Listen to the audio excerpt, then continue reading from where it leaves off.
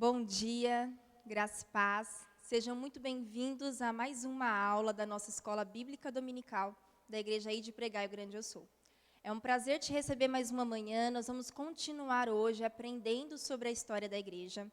Se é a sua primeira vez, nós estamos na 5ª aula, tem mais 4 aulas anteriores para você aprender aí.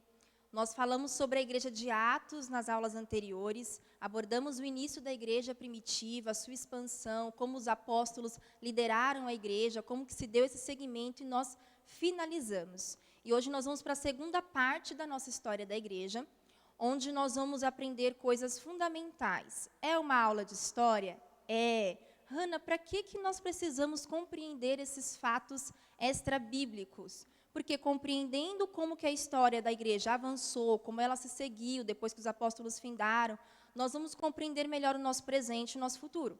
Um dos objetivos da nossa aula, da nossa temática da história da igreja, é compreender a história, compreender a nossa missão, o que nós estamos fazendo aqui, e compreender o nosso destino. E não dá para ter uma compreensão exata de tudo isso sem compreender a história da igreja. Antes da gente começar ali a abordar, eu quero ler com vocês Romanos 12. Romanos 12, verso 2, você vai abrir aí comigo, vai deixar aberto. Aliás, eu espero que todo mundo esteja aí, né, com o caderno, com a caneta, com a Bíblia, acompanhando a aula inteira. É fundamental, tome nota do que for mais importante. Romanos 12, 2 diz assim: E não vos conformeis com este mundo, mas transformai-vos pela renovação do vosso entendimento, para que experimenteis qual seja a boa, agradável e perfeita vontade do Senhor. O objetivo da nossa aula hoje é falar sobre homens que não se conformaram, homens que permitiram que a sua mente fosse renovada e descobriram qual era a boa, perfeita e agradável vontade do Senhor. E não só para eles, mas para nós. Por isso estamos aqui. Mas para chegar nesses homens, nós vamos fazer um breve apanhado aí da história da igreja pelos séculos seguintes. Já vou te adiantar, de introdução, que o objetivo dessa aula não é trazer um estudo exaustivo, minucioso, nós não vamos nos aprofundar nesse tema. Também não vou trazer uma aula argumentativa, é uma aula expositiva, onde nós vamos expor fatos, nós vamos narrar alguns fatos que você encontra aí na história, em várias literaturas, mas eu não vou trazer uma defesa, uma argumentação, seja sobre os reformadores ou sobre algum ponto do acontecimento aqui histórico, tá bom? Gente, então vamos lá? Prontos? Preparados? Tinha um programa infantil da minha época, só da minha época, eu sou bem novinha. Acho que você não. Brincadeira. Tinha um programa que dizia assim, ó, senta que lá vem história. E é verdade. Agora senta que lá vem história. Vocês vão ouvir história mesmo, mas vão compreender com essa história como a igreja se posicionou, como a igreja resistiu, como a igreja falhou em alguns momentos. É isso que a gente aprende na história da igreja. Porque, gente, nós temos que lembrar que a igreja de Cristo, seja ela hoje ou a de ontem, ela passa por influências. Nós estamos dentro de uma sociedade que tem toda a sua história mundial e não tem como a igreja estar separada dela. Então, com essa aula de hoje, nós vamos entender como a igreja pode resistir, como ela deve resistir, como às vezes nós nos permitimos sermos influenciados por questões sociais, culturais, econômicas e como a igreja tem que vencer todas essas barreiras e se manter firme, sem perder o seu propósito. É isso que a gente vê na história da igreja, tá bom? Então, nós finalizamos lá em Atos, paramos na prisão de Paulo, onde nós não abordamos. E aí, vocês se lembram que quando nós falamos em Atos, que a igreja de Cristo, constantemente, enquanto avançava, ela era perseguida por quem? Pelos judeus. Agora, quando nós chegamos em 64 depois de Cristo, isso muda. Quem vai se tornar uma oposição aos cristãos vão ser o Império Romano. Então, nós vamos ter Nero atuando aqui, e no ano 64 vai acontecer um grande fato histórico, que é o grande incêndio de Roma, onde Nero vai acusar os cristãos de serem culpados por esse incêndio. Há muitos relatos históricos que apontam até mesmo o próprio Nero como causador do incêndio, mas tudo isso são especulações. O fato é que Roma foi incendiada e a culpa caiu sobre os cristãos. E aqui começam as perseguições de uma vista diferente, agora pelo Império Romano. Essas perseguições ainda eram territoriais, até quando nós chegamos no ano 250 depois de Cristo, quando o imperador Décio proclama aí uma perseguição universal. Agora, aqui os crentes são perseguidos de uma forma universal em todos os territórios. Foram muitos imperadores que se seguiram. Nós não vamos abordar todos, eu só listei aqui os principais. Quando nós falamos nas causas da perseguição, por que os cristãos começaram a ser mal vistos ali pelo Império Romano? Você lembra que eu falei antigamente que, anterior a Nero, os cristãos tinham liberdade religiosa, sejam judeus ou gentios. Aqui isso começa a mudar. Por quê? A partir do momento ali de Atos 13, né, principalmente, os cristãos começam a ser chamados de antissociais. Por quê? Com o ritual de Roma, onde algumas pessoas tinham algumas práticas pagãs, os cristãos preferiam não participar desses relacionamentos para não ter alguma coisa implicando na sua fé. As pessoas percebiam esse distanciamento cultural e começaram a chamá-los de antissociais. Outra causa era que os cristãos eram considerados desleais ao imperador, porque o imperador tinha uma característica de representação divina, que, obviamente, os cristãos se recusavam a reconhecer um homem como autoridade divina. Nós sabíamos que essa autoridade era dada somente a Deus. Por essas razões, o Império Romano começou a perseguir os cristãos. Em meio a tudo isso, enquanto a igreja avança e luta contra a perseguição, existe um outro problema, uma outra oposição de Satanás. Eu quero que você sempre frise isso, porque quem se opõe à igreja de Cristo não são homens. A nossa luta não é contra a carne e o sangue. Lembra-se disso, Efésios? A nossa luta é contra principados e potestades, que agem ao longo da história da igreja o tempo inteiro. E quem está agindo nesse momento ainda é o próprio Satanás. Além da oposição, ele vai vir com as infiltrações. Vão começar a surgir heresias dentro da igreja. E quem vai começar agora a trabalhar contra essas heresias, para que elas não cresçam e acabem com a igreja, seja de dentro ou de fora, são o que nós chamamos de os apologistas, que são os defensores da fé.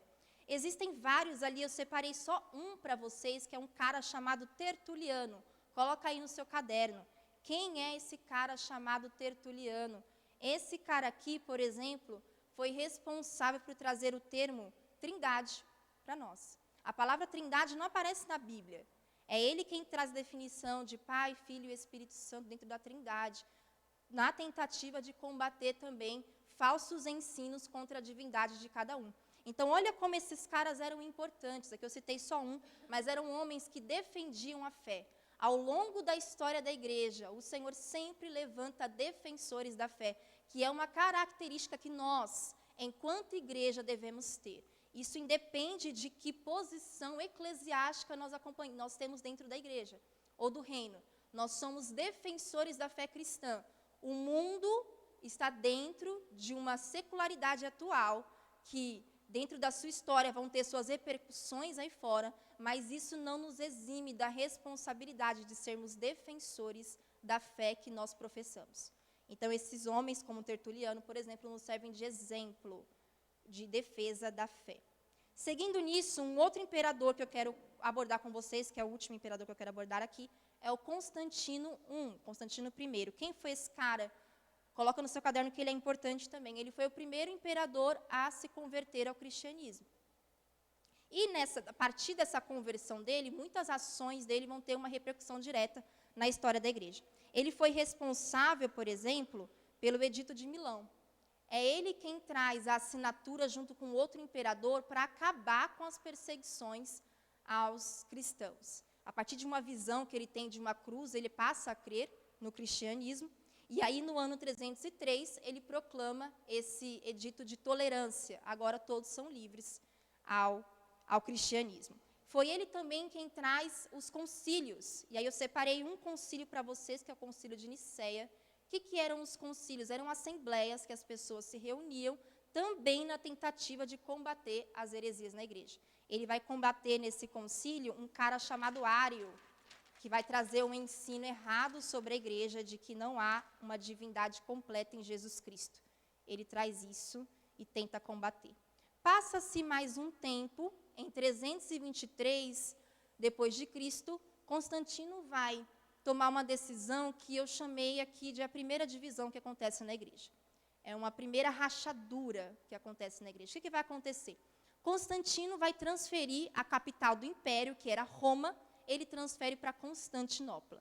Com isso, a igreja acaba tendo 2 territórios e, consequentemente, 2 governanças. Então, nós vamos ter ali no século V já a igreja do Oriente e a igreja do Ocidente. A igreja do Oriente era governada pelo imperador e a igreja do Ocidente pelo Papa. Começam a surgir divergências entre eles quanto liturgias e celebrações do culto, até que chega uma hora que eles não conseguem mais segurar essas divergências e eles acabam se dividindo e seguindo caminhos diferentes em 1054. É quando nós vamos ter ainda hoje, para você entender, nós vamos ter a igreja ortodoxa e a igreja romana. A igreja ortodoxa está lá no Oriente, é muito comum você ver na Rússia, você vê no Egito, nos Emirados Árabes, você vai ver a igreja ortodoxa, muito semelhante à igreja romana, mas tem ali liturgias diferentes. Então, isso é até hoje, tá? Avançando mais um pouco nos séculos, eu quero chegar no período da Idade Média com vocês. Nossa, Hannah, está a cara da minha escola. Está a cara da aula de história que eu tive lá no ensino fundamental. É isso mesmo, gente. A igreja não está ali separada da história da humanidade. Você vai lembrar de muita coisa que você viu na escola. Na Idade Média, ela vai desde a queda de Roma até o descobrimento da América. E, novamente, o mundo sofrendo grandes impactos, grandes transformações, e a igreja atuando ali. O que vai acontecer aqui, gente? Essa igreja de Roma, os principais acontecimentos, nós vamos ter o papado alcançando o sentido universal. Antes, o papa era responsável ali só no território de Roma. Na Idade Média, ele ganha supremacia, ele ganha status e poder. É quando a igreja, através da declaração de um papa, ela fica dominando sobre o Estado. Ela tem poder economicamente, politicamente sobre o Estado. Quem é que dá as ordens, quem é que governa, quem é que pune? A Igreja de Roma. Com isso, nós temos o surgimento dos seus dogmas e o conceito de heresia é mudado. Então, a Igreja de Roma vai considerar heresia ou herese todo aquele que vai contra os seus dogmas e aonde ela vai tomar algumas atitudes que foram intituladas como a Inquisição, contra todos aqueles que não aceitavam os seus dogmas. A Idade Média finda e vai surgir um outro período na história da humanidade chamado Renascimento. E aqui as coisas começam a mudar.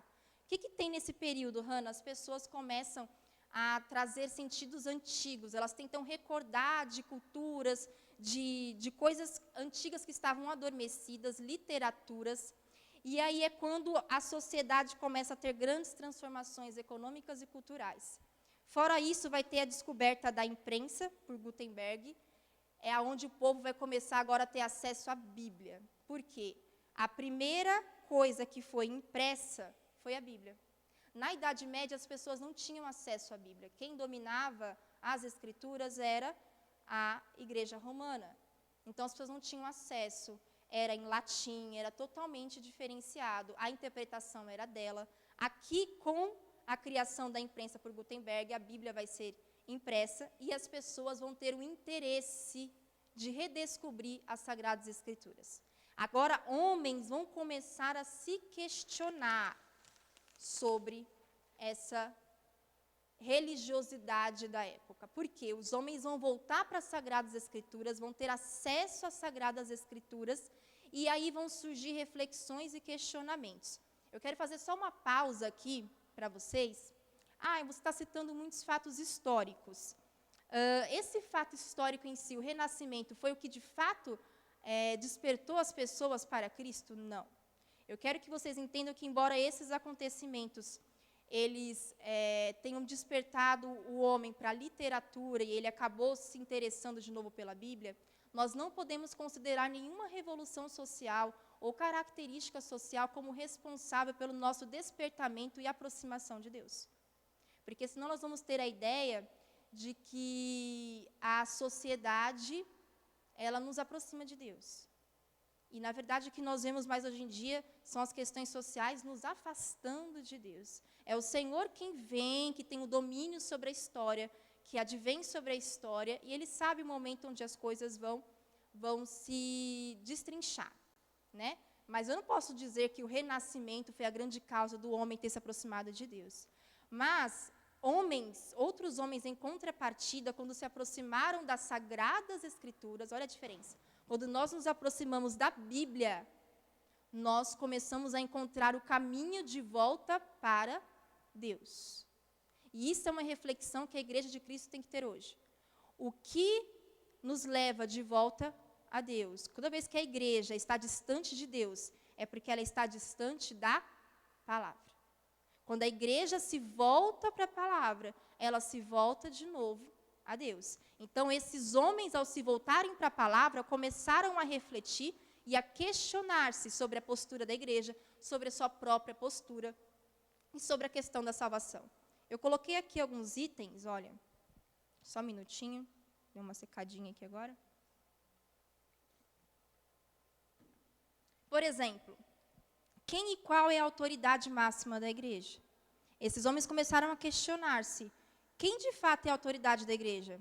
Eles começaram a se voltar para a Bíblia e descobriram que a Bíblia é a autoridade na igreja. E a Bíblia diz que o cabeça da igreja é Cristo. Então, quando ela se volta para a palavra, ela descobre quem é que rege a igreja.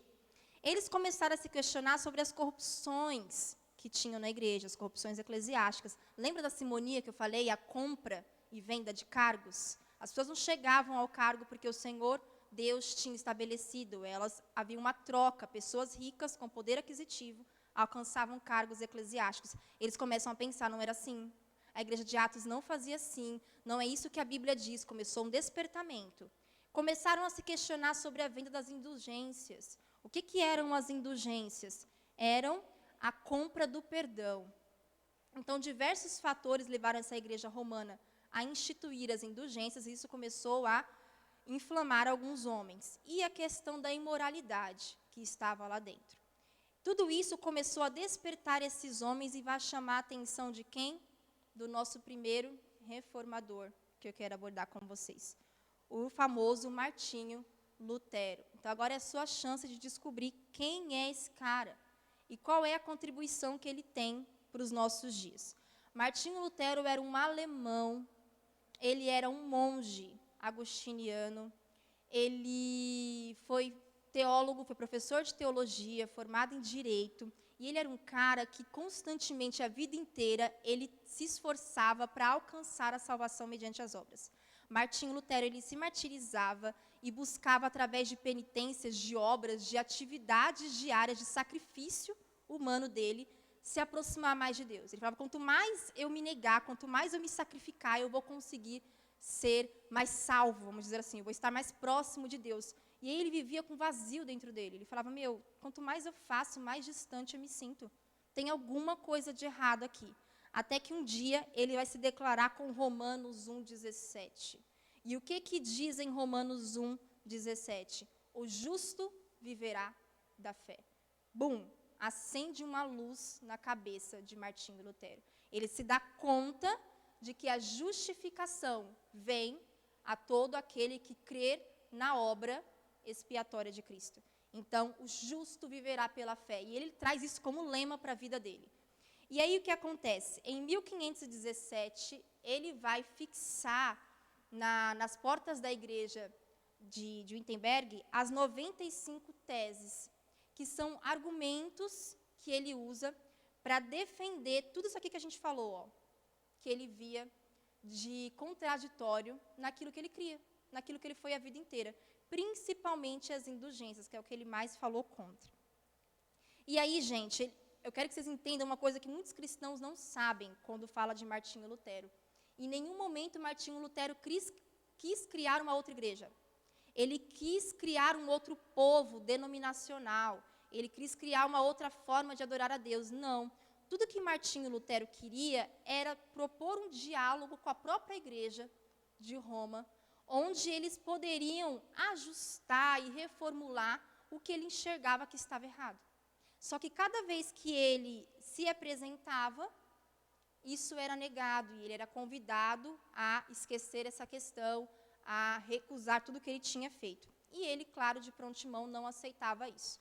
Até que chega um momento que, de tantos debates, onde ele comparecia, às vezes não comparecia, em 1521, a igreja de Roma acaba excomungando Martinho Lutero. Fala, chega, não tem mais como ter acordo entre nós e você. Você tem uma linha de pensamento diferente, você não quer mais continuar conosco. Ele é excomungado.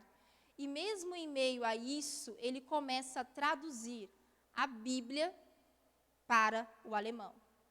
Então, aqui as pessoas, na região onde ele está, começam a ter acesso à Bíblia. Tudo começa a mudar aqui com Martinho Lutero. E ele começa a ser perseguido de uma forma muito ruim.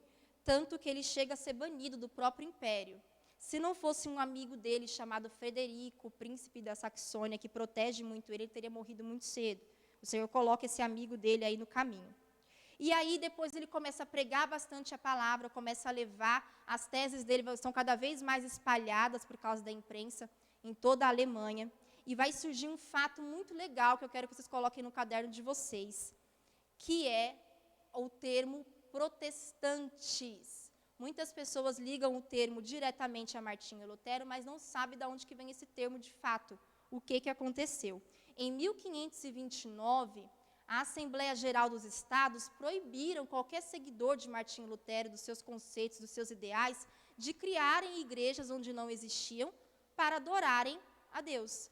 Os seguidores de Martinho Lutero protestam contra esse empecilho de liberdade religiosa. Eles começam a protestar, dizendo, é nosso direito também adorar o nosso Deus dentro de uma igreja, constituir uma igreja, de sermos adoradores.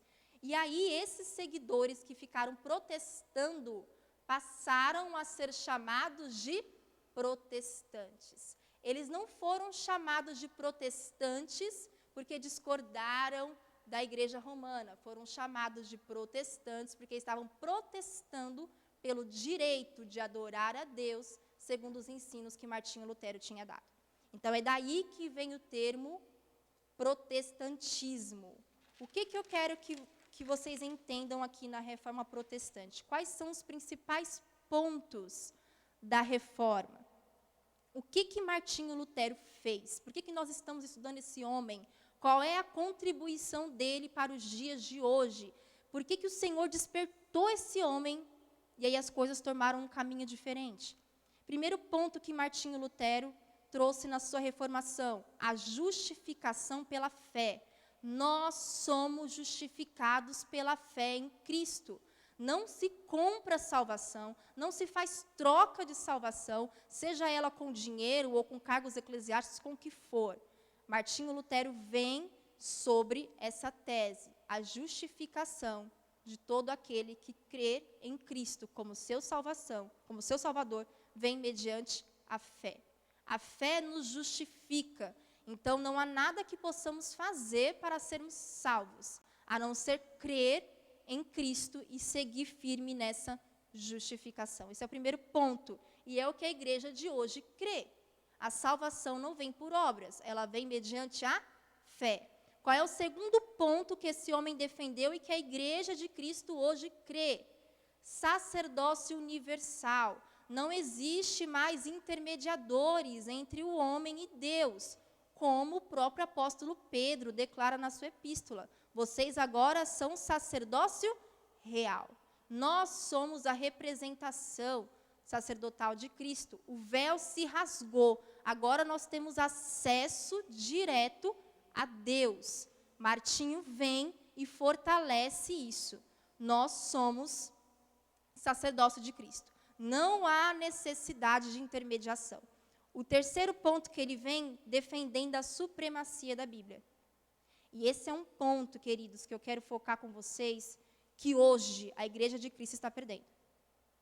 A autoridade máxima, ainda que o mundo, com a sua secularização e com a sua incredulidade, diga que a Bíblia não é a autoridade máxima, nós, cristãos, professamos a fé em Cristo, em Deus, na Trindade como um todo, cremos que toda a autoridade está na Bíblia. E como cristão, você não pode se anular e ser omisso nisso. Não é usar a Bíblia para ofender. Não é usar a Bíblia para eximir a manifestação de amor, não é isso. Mas é lembrar que a verdade, ela está na palavra do Senhor. Isso não mudou. Esse homem se esforçou ao máximo para que isso chegasse à população e que ela compreendesse que a Bíblia é a verdade. E hoje nós vivemos numa época da Igreja de Cristo de relativização da verdade. A verdade, ela é subjetiva, quando a verdade bíblica, ela é objetiva, não subjetiva. Temos aí questões de linhas de interpretação, mas até as linhas de interpretação não tiram a base e o fundamento bíblico. Isso é muito importante. A Igreja de Cristo, hoje, precisa ainda ser uma igreja que considera a Bíblia como autoridade. O mundo vai dizer que não, que isso aqui é passado, vai dizer que isso não é inspirado e que isso é uma literatura comum, como outros grandes clássicos. Até chamar de clássico para ficar bonitinho, mas não vai chamar de verdade. Nós chamamos a Bíblia de verdade absoluta. Ok? Isso foi uma contribuição desse homem para os dias de hoje, que a Igreja de Cristo ainda precisa manter. Eu separei, fora Martinho Lutero, eu separei mais 2 homens para a gente comentar. Existiram muitos reformadores, muitos homens que dedicaram muito à sua vida. Muitos homens que negaram-se a tudo para que a Igreja de Cristo não deixasse de crescer e de receber o Evangelho. Só que não daria tempo da gente comentar de todos. Então, existiram homens anterior a Martinho Lutero, que a gente chama de pré-reformadores, e existiram homens pós-Martinho Lutero, que nós chamamos de pós-reformadores, que deram sequência ao andamento do que Martinho Lutero deu aí como ponto, como chute inicial. Aqui em Martinho Lutero, infelizmente, algumas pessoas também aproveitaram esse momento de ruptura com a Igreja de Roma para também dar origem a outras religiões, deram origem a outros conceitos.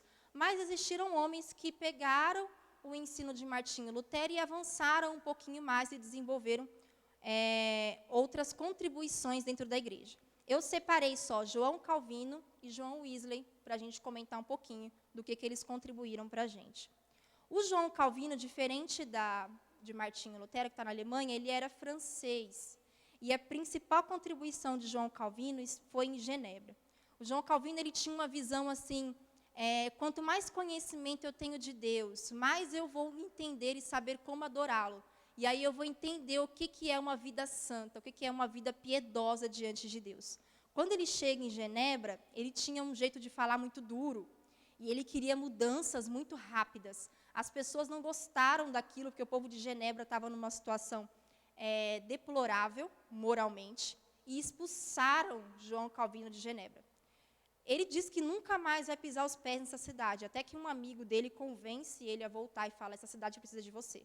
Ele vê que é Deus indicando ele para o local, e aí ele volta para Genebra. A intenção de João Calvino é que a igreja de Genebra se tornasse um exemplo para o mundo inteiro. E aí eu vou te dizer uma coisa, ele conseguiu. Até hoje, as igrejas de Genebra, que está na Suíça, são um exemplo de cidade protestante. Elas são exemplos de como pegar o ensino, de como você se voltar para Cristo e ter uma igreja que consegue expandir para além do próprio convívio dentro da igreja. Ele tinha uma visão geral de olhar para a sociedade como um todo. Então, João Calvino vai trazer 3 contribuições: o governo da igreja, o culto e a educação.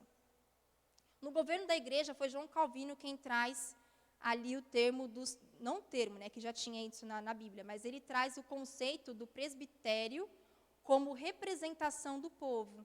Então, ele não usa mais a questão de bispo, como era comum usar na igreja de Roma. Ele fala, não, as pessoas precisam de homens que representem elas dentro da igreja. Esses homens que representam elas dentro da igreja são os presbíteros.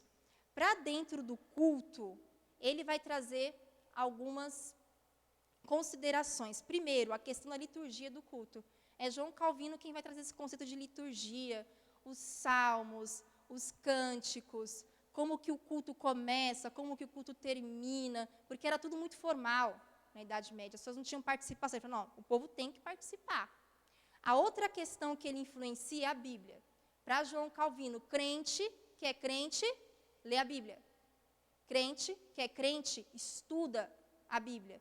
Crente que é crente, carrega a Bíblia. Então, ele focava muito na questão dos estudos, na questão dos sermões. Então, as pessoas tinham, era fundamental que elas estivessem cada vez mais, ouvindo mais e mais e mais da palavra de Deus. E uma outra coisa que Calvino fortaleceu, que até os dias de hoje nós preservamos na Igreja de Cristo, apesar de que Martinho Lutero também fez isso, é a questão da ceia. Quando Martinho Lutero redefine os dogmas da igreja, os sacramentos, ele fala, não, o que nos basta é o batismo e a ceia, que são as duas ordenâncias de Cristo.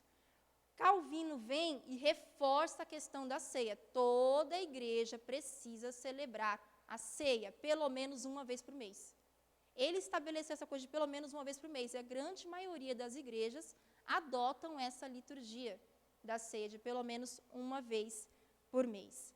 E aí, ele é um cara que vai além, que eu falei para vocês que ele vê a visão como um todo, que ele traz a questão da formação da sociedade. Para Calvino, ele entendia assim, como é que uma pessoa vai compreender a Bíblia se ela não sabe ler? Como é que uma pessoa vai compreender a Bíblia se ela não tem nenhuma formação?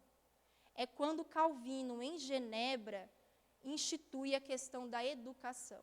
Na Idade Média, as pessoas não tinham acesso à educação, eram só aqueles mais abastados. Ela era privilegiada. Aqui não, aqui ele é responsável por formar a primeira instituição de ensino básico, obrigatória. Foi João Calvino, em Genebra, quem falou para os pais, nós estamos criando uma escola e vai todo mundo para a escola. Por quê? Aí do ensino básico até a universidade, a visão de João Calvino era formar líderes reformados. Quando eles chegassem na universidade, esses meninos, esses jovens, além de estarem formados, eles iriam voltar para suas regiões natais e iam seguir com uma igreja fortalecida. Todo mundo com a mesma visão sobre a Bíblia e todo mundo fundamentado na Bíblia. Então, um cara que foi muito além de só trazer uma questão espiritual. Calvino entendia assim, a pessoa que lê a Bíblia precisa comer. A pessoa que lê a Bíblia precisa vestir. A pessoa que lê a Bíblia precisa estar de uma forma confortável na sua casa. Ela precisa ser enxergada não só como uma alma, mas como um indivíduo. Então, João Calvino vai além da pretensão dele de transformar Genebra como um exemplo de igreja. Ele transforma Genebra como um exemplo de sociedade. Ele mostra como é possível a restauração através da Bíblia no ser humano como um todo. Que, aliás, hoje em dia você não vê isso, você não escuta isso, você não compreende isso. Há, por exemplo, com a secularização, quem diga que a Bíblia não consegue cumprir um papel social no homem, que esse homem precisa achar outros acessos que o reformule enquanto sociedade. Quando você vê nas obras de João Calvino, a Bíblia transformando o homem como um todo. A Bíblia reconhecendo, sim, que esse homem precisa vestir, comer, que ele precisa crescer socialmente, economicamente. João Calvino consegue isso com a sociedade. Então, olha como esse cara vai além. Então,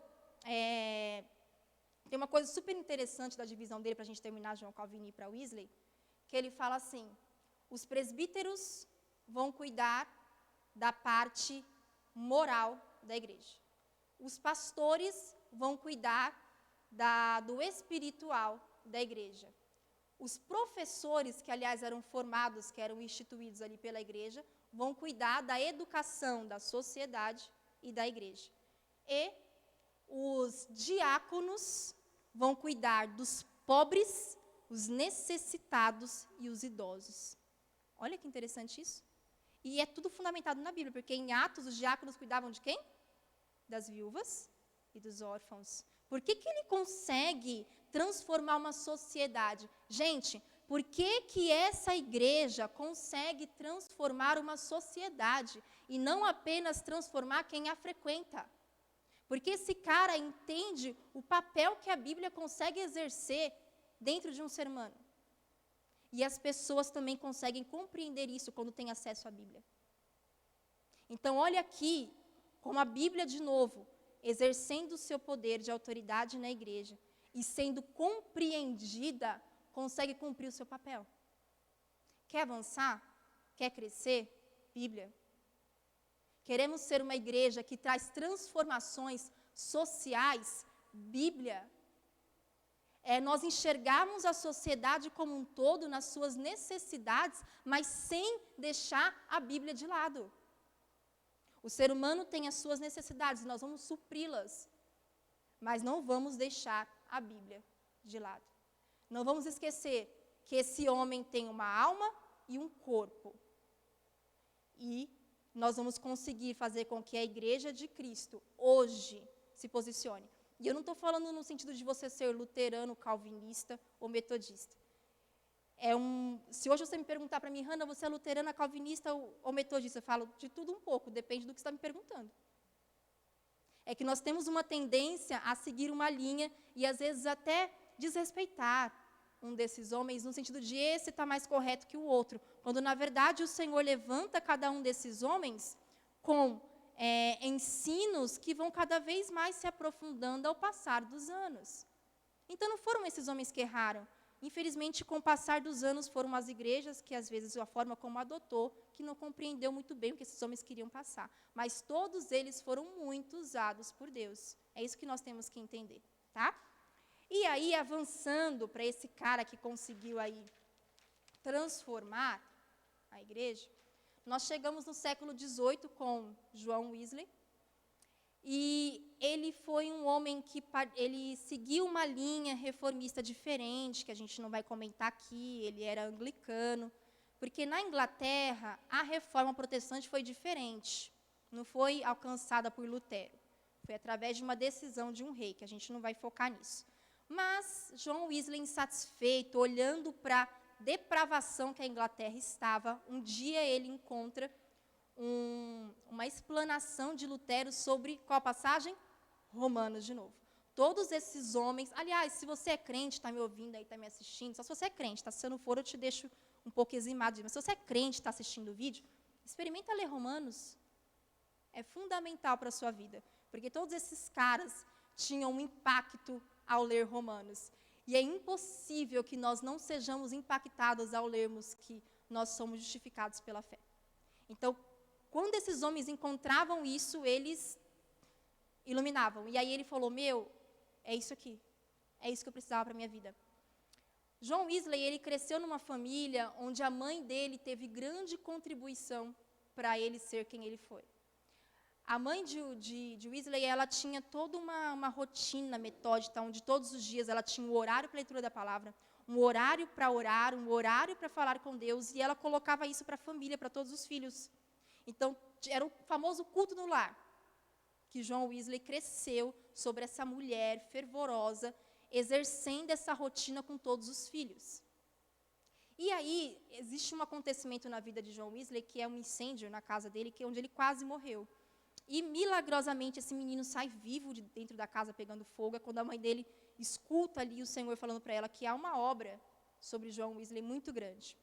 E aí o que acontece? João Wesley, após esse relato de Lutero que ele percebe, ele então se vê indagado ali, atraído pela reforma, e ele vai virar o pregador da praça. Ele vai ser conhecido como o cara que prega no ar livre, porque começaram a persegui-lo. A igreja anglicana começou a perseguir e não deixou mais ele pregar dentro da própria igreja. Ele também não quis desvincular com a fé que ele tinha, mas acabou sendo convidado a sair. Ele tinha esse jeito, essa rotina metódica da mãe dele, ele aplica para a vida dele também. E aí ele se reunia com os amigos para estudarem a palavra, e esse grupo de amigos foi crescendo de um jeito tão grande que eles passaram a ser chamados de sociedade metodista. E é daí depois que vem a igreja metodista. Porque eles tinham métodos de ensino, métodos de aprendizado, métodos de conhecer a palavra, de sempre se reunir e estudar. Qual foi a grande contribuição de João Wesley para os nossos dias? Por que eu separei esse homem? A grande contribuição de João Wesley foi a justiça social, a visão de justiça social e as missões. Olha aqui de novo um cara que consegue olhar para a sociedade. A época que João Wesley viveu era uma época de revolução industrial, onde teve muitas consequências ali para a sociedade. Então, muitas pessoas em uma escala social diferente, pobreza, ainda tinha algumas vendas de escravo. Então, João Wesley vem combatendo isso de uma forma muito feroz, olhando para a sociedade como um todo também, igual João Calvino, e promovendo para essa sociedade formas dela ter uma vida mais humana, mais justa, que é o que a igreja também, nos dias de hoje, deve ter essa visão. olhar para a sociedade, olhar para o necessitado, olhar para o pobre, olhar para aquele que está em desigualdade social e tentar, sem eximir a Bíblia, ajudá-lo. A outra grande contribuição dele foram as missões. Através de John Wesley, muitos missionários saíram. Então, muitos que alcançaram a graça através de John Wesley, começou a se desenvolver o trabalho de missões, onde ele foi um grande investidor.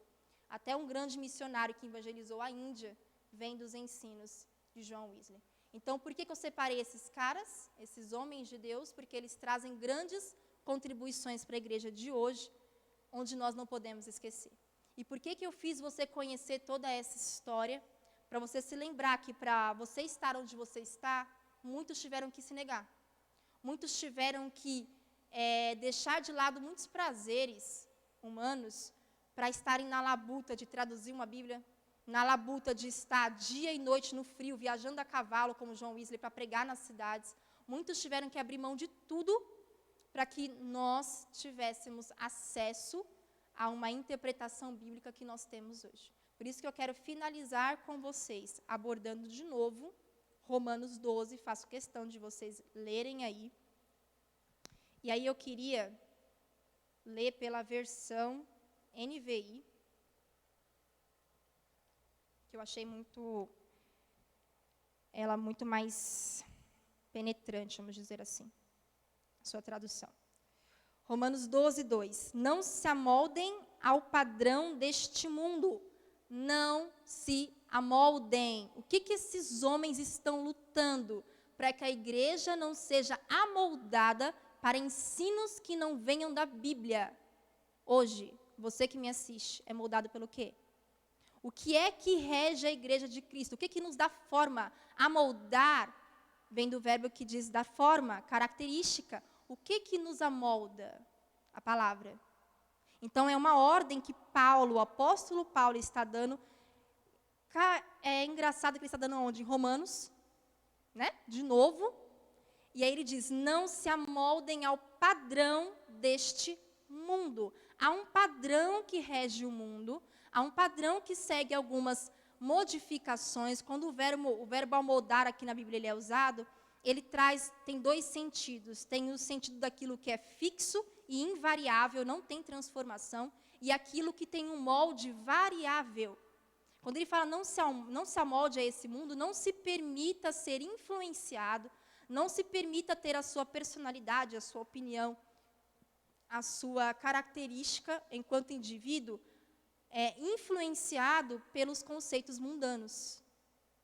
Não permita que tudo aquilo que dizem a respeito da Bíblia, contrariamente, te influencie. Não permita achar que porque o século avançou, porque tivemos grandes avanços tecnológicos que são muito bons e grandes avanços de uma forma geral na sociedade, não precisamos mais de Deus como precisávamos antes e que a sua verdade diminuiu. Então, é a primeira ordem de Paulo que eu quero frisar com vocês, porque esses homens seguiram isso à risca, por isso que nós temos o que temos hoje. E é por isso que, se nós não nos perdemos, não vamos ficar discutindo e pensando assim, nossa, a igreja de Cristo hoje precisaria de uma segunda reforma. Não faz sentido. O Senhor ter intervido na história da humanidade e hoje nós pensarmos que precisaríamos de uma segunda reforma, quando, na verdade, o que a igreja de Cristo precisa hoje é voltar-se para a Bíblia. Porque quando eu volto para a Bíblia, lembra? Eu me volto para Deus. E aí eu paro de me amoldar ao que está no mundo. E ele continua. Mas transformem-se. Isso quer dizer que a igreja de Cristo também está em constante transformação. Ela não é fixa, ela é fixa quanto à palavra. Hannah, como é que a igreja se transforma? Como é que a igreja vai surgir nessa transformação? Ora, gente, cada vez que redescobrimos a palavra e nos permitimos a santificação, o Senhor vai trabalhando em nós. E, obviamente, nós vamos sofrendo transformações enquanto caráter, transformações enquanto conceitos, enquanto ideias, enquanto opiniões. Você não fica um ser de A a Z sem ser trabalhado por Deus. Essa transformação aqui é uma transformação dentro da graça. É por isso que Pedro também fala, crescei na graça e no conhecimento. Você não vai ter um conhecimento suficiente sobre tudo a ponto de falar, eu sou altamente transformado. Não preciso de mais nada. Eu já estou 100% justificado, santificado, todos os atos da vida, está tudo ótimo. Não. Então ele fala, permita que você seja transformado, porque essa transformação ela é contínua. É o processo de santificação contínua até a volta de Cristo.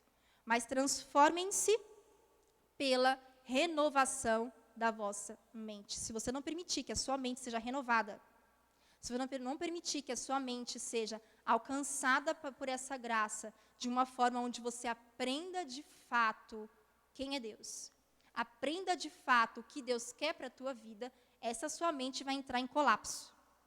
Porque ela vai entrar em choque com o que o mundo tem para oferecer. E é quando a verdade bíblica vai cair por terra.